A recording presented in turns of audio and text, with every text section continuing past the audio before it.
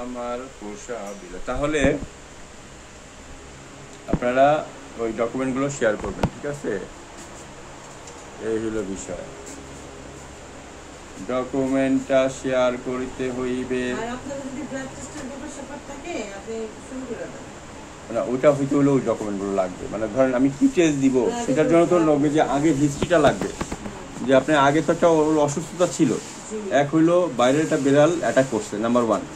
আর দ্বিতীয় হইলো ওর আপনার ভ্যাকসিনেশনটা আপনার বাইরে থেকে করাইছেন, অন্য জায়গা থেকে করাইছেন। তাহলে কী ভ্যাকসিন দেওয়া হয়েছে, যেমন আমি আপনাকে যখন ভ্যাকসিন করাইছি তখন ডকুমেন্টগুলো দিচ্ছি, সেই ডকুমেন্টটা লাগবে।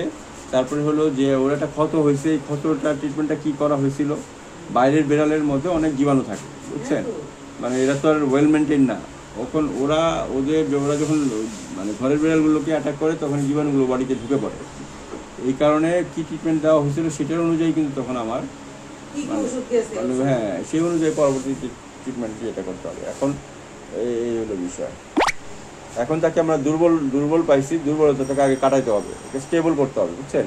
খাচ্ছে না, হ্যাঁ, তো সুতরাং দুর্বল যেন না হয়ে যায় সেই কারণে আমরা আগে দুর্বলতাটা কাটাচ্ছি। এর মধ্যে আপনারা অন্য ডকুমেন্টগুলো সাবমিট করেন, অন্য ডকুমেন্ট সাবমিট করার পর কিন্তু আমরা তখন ওই চিকিৎসা করবো। অনেক ক্ষেত্রে দেখা যায় যে ডকুমেন্ট যদি আপনারা সাবমিট করতে না পারেন তাহলে আমরা অন্য জায়গায় রেফার করে দিতে পারি, ঠিক আছে? কারণ কি অনেক কিছু আছে যে জিনিসগুলো পরবর্তীতে আপনার কি বলে অবস্থা বুঝে ব্যবস্থা।